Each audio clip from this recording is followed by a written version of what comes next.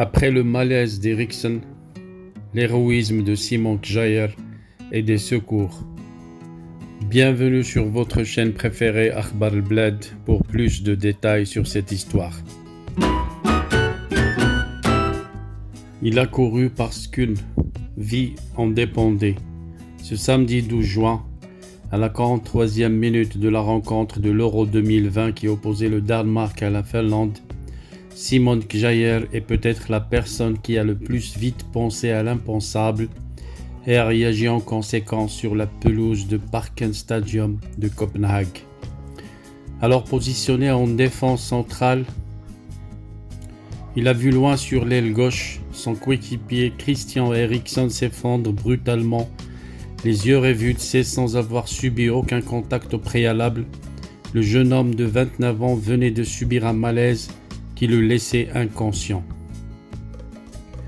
C'est là que le capitaine du Danemark et défenseur de l'AC Milan a compris qu'il fallait lui venir en aide au plus vite, se lançant dans une chevauchée de 100 mètres pour aller secourir son coéquipier avec le bon réflexe, celui de lui tenir le cou pour l'empêcher de s'étouffer en avalant sa langue. Comme l'ont relaté plusieurs médias danois, comme Simon Kjaer, plusieurs joueurs finlandais ont rapidement compris que quelque chose n'allait pas après la chute, la tête la première d'un Christian Eriksen complètement inanimé, en compagnie du milieu danois Thomas Delaney. Ils ont tous fait grands gestes aux médecins présents en bord de pelouse pour qu'ils interviennent. Ils sont arrivés 23 secondes après qu'il s'est écroulé. C'est le staff médical de l'équipe du Danemark qui s'est chargé de l'intervention en compagnie des services médicaux mobilisés par l'UEFA pour le tournoi. C'était clair qu'il était inconscient quand on est arrivé près de lui. Il était sur le côté, il respirait et je pouvais sentir son pouls. Mais soudain, tout a changé et comme tout le monde a pu le voir, on a commencé à lui faire un massage cardiaque, a commenté Martin Bösen, le médecin de l'équipe danoise après la rencontre. Resté auprès d'Eriksen jusqu'à ce que les secours prennent le relais, Simon Kjaer a ensuite ramené toute son équipe pour former un cercle autour de leur partenaire évanoui et ainsi offrir un minimum d'intimité aux médecins, aussi loin que possible du regard des 16 000 supporters et des caméras de télévision, solidaires, se tenant les uns les autres par la taille ou les épaules, certains tournant le dos à la scène ou pleurant à chaudes larmes. Les joueurs danois ont été maintenus en rang par leur capitaine jusqu'à l'évacuation du milieu de terrain. Pendant ce temps-là, les services de secours parvenaient à réanimer Christian Eriksen en lui prodiguant notamment un long massage cardiaque et en ayant recours à un défibrillateur, le geste qui sauve. S'il n'avait pas été pris en charge rapidement par les équipes médicales sur place, il serait mort. Chaque seconde compte pour être pris en charge, massé pour assurer l'oxygénation du cerveau, indique Laurent Chevalier et coprésident du club des cardiologues du sport. Il avance que sans réanimation dans les 4 minutes, les chances de survie sont très réduites. Après avoir finalement raccompagné son coéquipier, revenu à lui sur son brancard jusqu'au tunnel du stade en lui évitant encore les regards à l'aide de grands draps blancs, Simon Kjaer s'est ensuite attaché à rassurer les personnes présentes en bord de terrain, à commencer par la compagnie de Christian Eriksen, Sabrina Kvist Jensen, descendue en larmes jusqu'au terrain alors que la stupéfaction s'emparait du stade. La jeune femme a ainsi pu obtenir des nouvelles de son ami par la voix de Simon Kjaer, donc du gardien Kasper Schmeichel.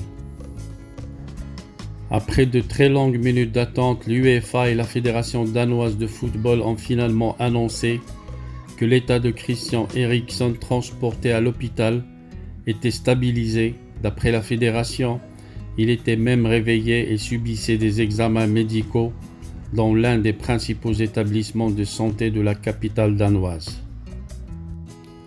Dans la soirée, lors d'une conférence de presse, le médecin de l'équipe du Danemark, Martin Bösen, est revenu sur son intervention durant le match On a été appelé sur le terrain quand Christian s'est effondré.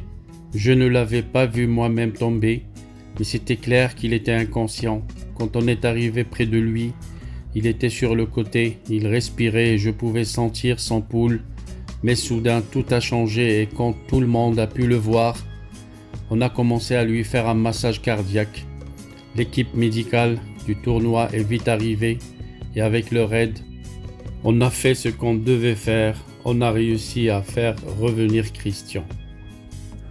Martin Schut, l'agent du joueur, a lui confirmé auprès de la télévision néerlandaise que son protégé était désormais sûrement hors de danger, qu'il était conscient et capable de parler sans aucun doute, le résultat de la réaction héroïque de certaines personnes présentes à ses côtés dans le stade de Copenhague ce samedi 12 juin.